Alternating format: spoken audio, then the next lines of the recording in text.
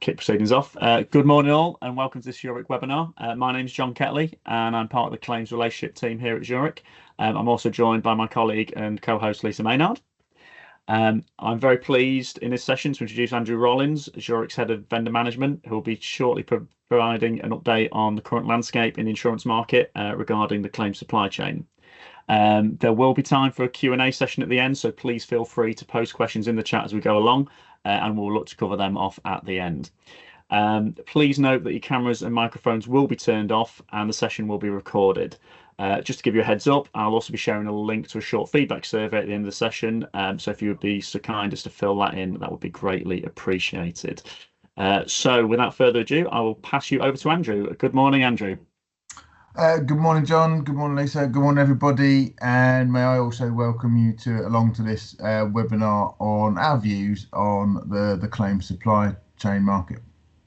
By way of introduction, as John said, I'm Andrew Rollins. I head up the claims vendor management team here at Zurich in the UK. The team and I manage all of the claims supply relationships that the UK claims teams utilise in their day-to-day roles of supporting our customers with their claims. Some of you may have also attended the webinar that we broadcast on a similar topic last year, and this session is looking to build on the last one and hopefully provide you with some updated views and commentary on what is currently happening in the claims supply chain arena. Those of you that did attend last year's webinar would have heard me say that the market was experiencing some significant inflationary challenge due to the after effects of both the COVID pandemic and Brexit. I think it's fair to say that most people have probably heard enough about those two events, so I'm going to do my very best not to mention either of them in today's webinar, but unfortunately I don't think I can promise this, and I apologise in advance if I do end up mentioning either topic during today's webinar. In terms of the latest situation in the claims supply chain, it's probably fair to say that similar to the overall UK economy, inflation in the insurance claims sector is reducing, but it's still there. In terms of products, the main inflationary risks are stemming from the geopolitical tension and conflicts in various parts of the world, such as the ongoing situation in Ukraine, and the tension in the Persian Gulf, Red Sea area. The situation in the Middle East is leading to reduced marine traffic going through the Suez Canal, and this has the impact of resulting in longer journeys, marine journeys, and where the ships have to go around the Cape of Good Hope. However, the main ongoing inflationary risk seems to be emanating from the labour market. The general recruitment market in the UK appears to be relaxing from its period of peak demand in 2022-2023, and the number of job vacancies in the general market does appear to be reducing. Again, maybe this is as a result of the general economic climate. In general, and if this continues to play out, this should start to have a stabilising effect on salary inflation. Nonetheless, there's still a general shortage of skilled labour in the motor, the property and the healthcare markets, which presents us with ongoing inflation risk with regard to insurance claims in these sectors. In the wholesale and retail repair of motor vehicles and motorcycles sector, Office of National Statistics data published in June showed that there are 109,000 job vacancies in this sector. And whilst this is still a high number, it is actually a reduction from a peak of about 169,000 in Q1 2022. In comparison with this, the overall construction sector has a current vacancy list of about 39,000 vacancies, which again is a reduction from a peak of 49,000 in Q1 2022. But it's in the human health and social work activities sector where the highest number of job vacancies can be seen. In June of this year, this sector still had 162,000 vacancies, which was down from a peak of 219,000 in Q3 of 2022. It'll be interesting to see if there will be any policies emanating from the new government that was elected recently to improve recruitment and reduce the number of job vacancies in these markets. Various trade bodies in all of these sectors continue to try and alter perceptions and encourage more people at all levels to consider a career in their particular industry. And examples of this include the Institute of the Motor Industry's There's More to Motor campaign. They also continue to call on the government to provide more support, particularly in terms of the apprenticeship schemes. And to be fair, they were making similar comments to the previous Conservative government too. In the recent King's Speech, there was a bill called the Skills England Bill, which on the face of it appeared to try and do that.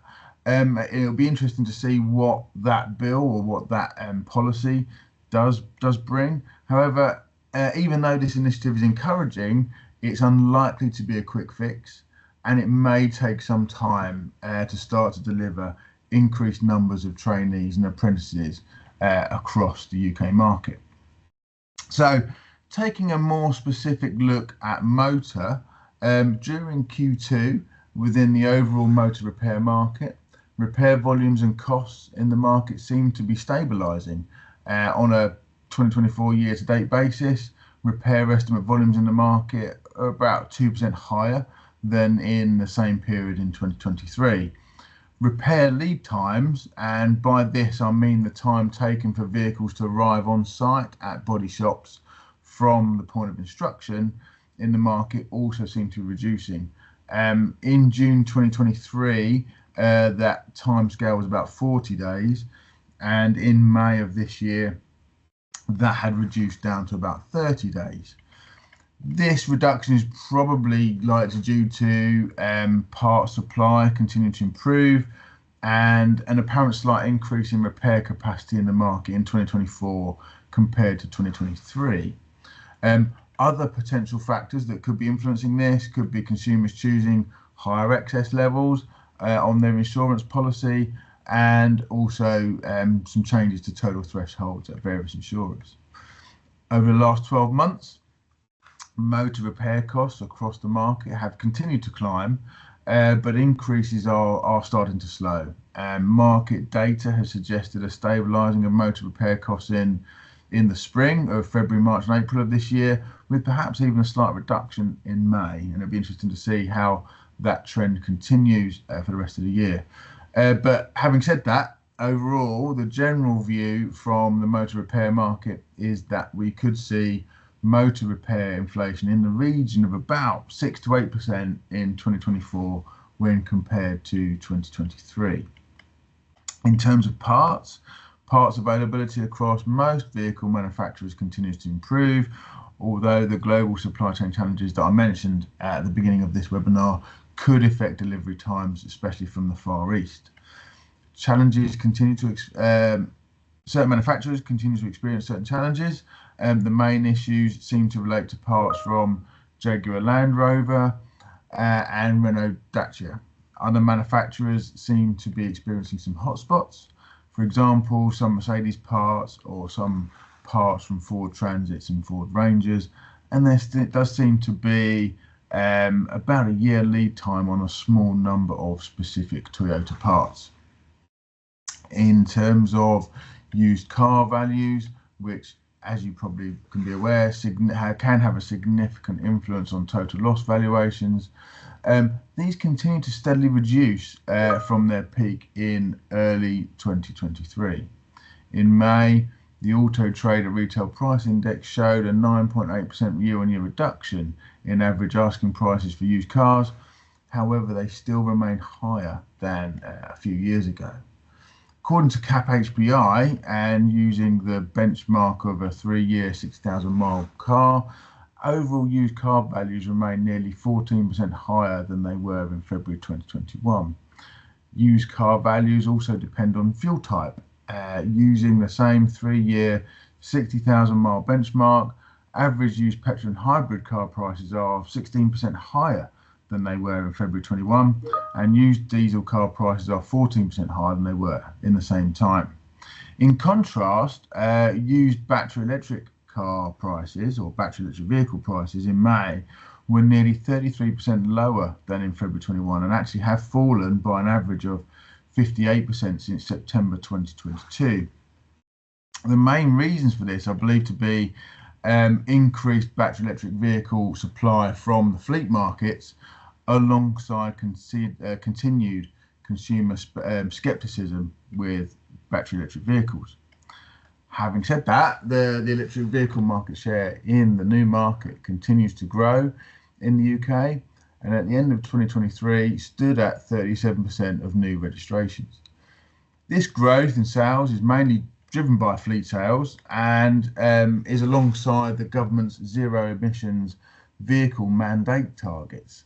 In 2024, 22% of a manufacturer's new car sales must relate to zero emission vehicles, and there are stiff penalties for manufacturers missing these targets.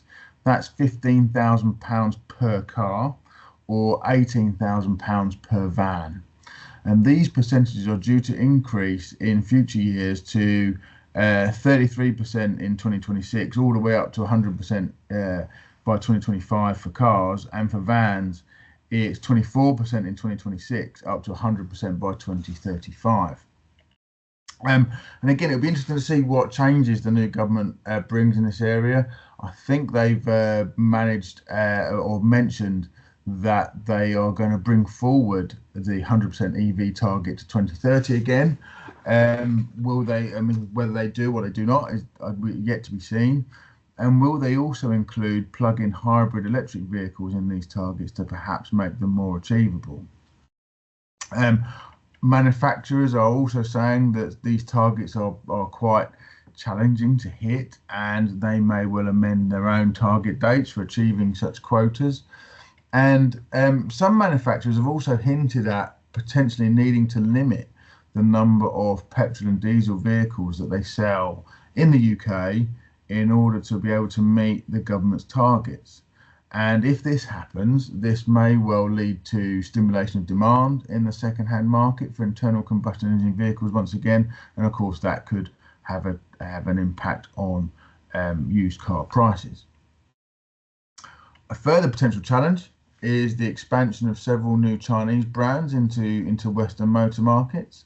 Those of you who watched the Euro 24 football tournament, which took place in June and July in Germany, may well have seen the extensive pitch-side advertising from BYD, who were the official e-mobility partner for that tournament.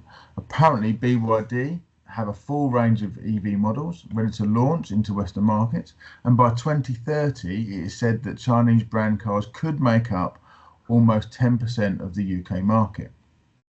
From an insurance perspective, care will be needed to be taken when insuring vehicles from such new entrants to the market, and the main reasons for this are that at present, technical knowledge about them in the UK is limited. There's a limited support network for such brands, and parts availability is challenging. The following example may be an extreme one, but at an I Love Claims event that I attended a couple of months ago, CAP HPI presented an example where a £35,000 Chinese EV had to be written off for a damaged door mirror, as one could not be found to replace it. In terms of technology and looking ahead, as well as supply chain challenges, another aspect which is likely to have an effect on motor repairs in general is the increasing complexity of modern vehicles. As vehicles adopt more technology and driver assistance aids, repairing such vehicles becomes more complex. Not only does the technician repairing the vehicle need to possess required skills to undertake such repairs, the repairer also needs to possess the required tools. We've already seen challenges with calibrating driver aids on current vehicles, such as those now commonly found within windscreens, such as automatic lights or automatic wipers. However, as the complexity of these driver aids increases, such as radar and sensor-based aids like parking assistance, lane departure warnings and collision warnings, as well as other technology which is in the process of being mandated on the production of new vehicles by the EU, increasing amount of calibration is required to ensure that the vehicles continue to operate as they should and as intended. At the end of the day, many of these features are safety features for the benefit of the driver and obviously to prevent accidents happening in the first place. Calibrating such technology is often best done in a controlled environment and when connected to appropriate IT and appropriate software. This often means that the vehicle needs to be taken to a repair centre rather than being able to be repaired in a mobile way at a customer's location, which is something which has gained popularity over recent years. And to put this into perspective, I read in an article published by another insurer recently that in 2016, just 1% of their motor claims required such calibration. However, last year in 2023, this figure had risen to 44%. And in terms of claim spend, this had risen from spending £122,000 in 2016 on such issues to over 7.7 million in 2023, and there's such an amount is expected to continue to rise by about 5% year on year. Swiftly moving on to property, generally speaking, and as mentioned previously, within the property repair market, the shortage of skilled labour and an ageing workforce are the main concerns. In a recent review by Zurich, they advised that overall contractor cost increases, they'd seen about an increase of about 2.9% so far this year. And most of this increase, approximately 80% of it, was actually down to labour cost increases. Perhaps unsurprisingly, competition for labour is most acute in urban areas and trades such as tilers, plumbers and bricklayers, and these seem to be in the most demand.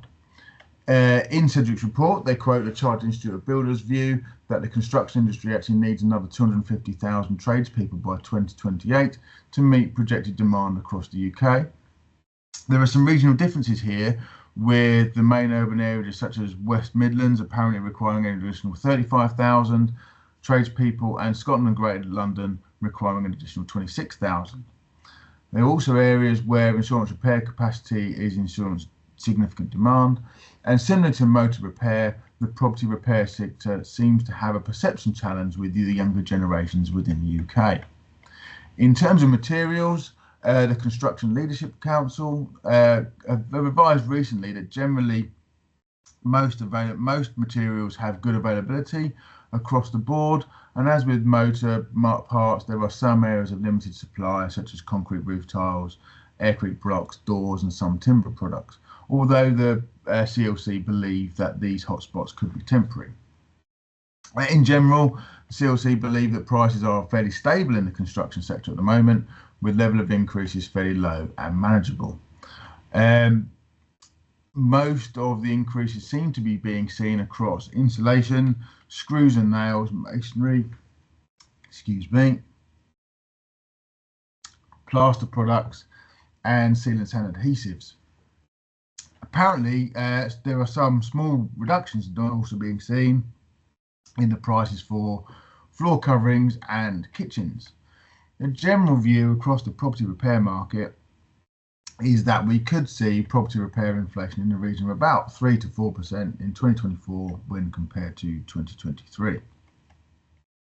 However, there could be an additional inflation risk arising from policies announced by the new government, particularly around the building of 1.5 million new homes over the next 5 years.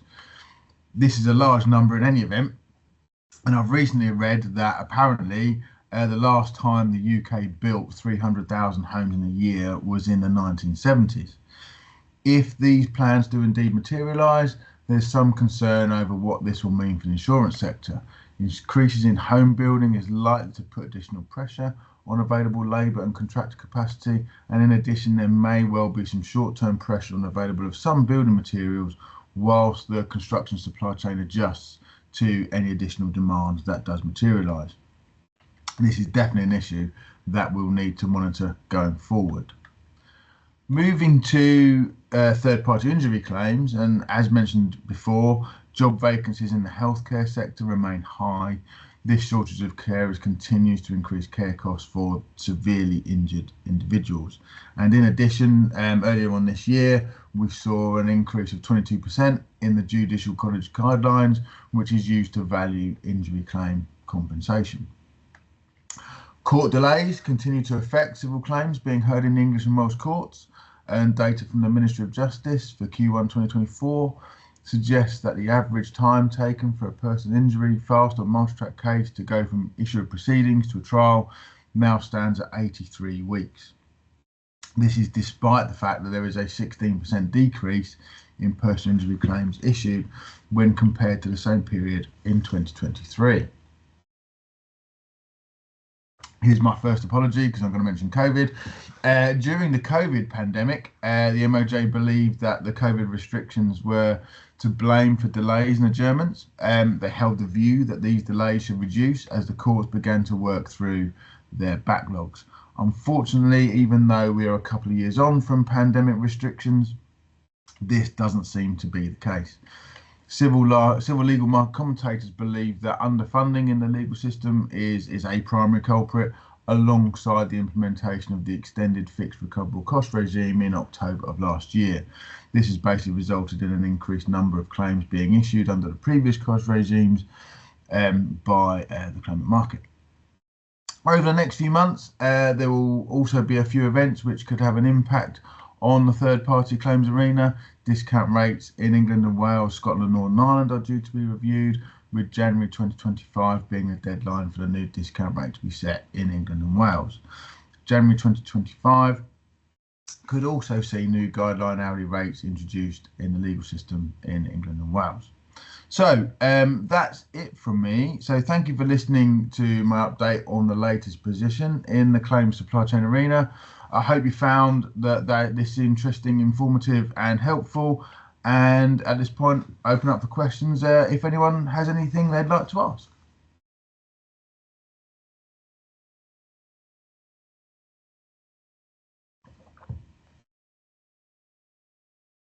Please do feel free to post any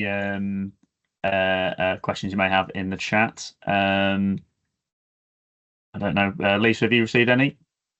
I've got a question. I can start off. So why do the EU regulations on mandated safety features on vehicles matter in the UK when we have left the EU? This is basically to simplify production methods from the vehicle manufacturers. As you can probably imagine, the vehicle manufacturers are producing many cars all up for all sorts of global markets, and they will look to simplify their manufacturing processes and avoid trying to introduce various different variants across their different territories. If basically EU specification software is available on a car, they will simply turn that off if the UK doesn't require it. Although it's probably fair to say that most of these driver aids will still exist within UK vehicles. Northern Ireland is a specific market as well, as they will adopt EU requirements due to the agreements that have been made between the UK and the EU governments and so on. And so whilst the manufacturers are catering for their most complex market, which is the EU, these features are still likely to appear in the UK market, and so they will still need to be dealt with when repairing. Even if the feature is switched off, generally speaking, it is still there, and the repairers will still need to repair the feature, even if it isn't switched on for the UK driver.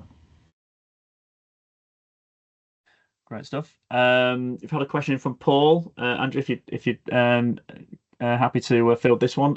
Paul asks, are Zurich increasing their ratings for vehicles with troublesome part supplies to reflect a lower risk appetite for these vehicles?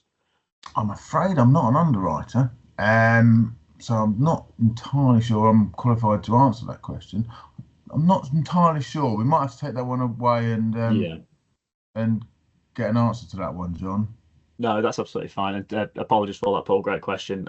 We will any questions that aren't we don't get around to, or we're not able to give you a fulsome answer on, we will take away and come back to you at a later date once the recording is available as well. I guess question question from myself then, Andy. A bit of a horizon scanning, I guess. What issue are we perhaps not, in your opinion, what issue are we perhaps not talking about now that you think we will be this time next year? I'm not entirely sure, John, to be honest. Not my crystal ball is unfortunately broken at this stage. I think we will still be talking about similar issues this time next year, but I'm hoping to be talking about them less. I think it will be interesting to see what pans out in terms of the new government's policies and how that plays out in the wider economy and things like that. My personal view is that technology in the motor market will drive some change. Obviously, with things like electric vehicle adoption and what have you, we may well see some reduction in conversation about things like EV adoption, and we may well find that EV adoption continues to be more widespread and things like that. But unfortunately, I can't see a quick fix to the labour situation. Unfortunately, I think that will continue into 2025.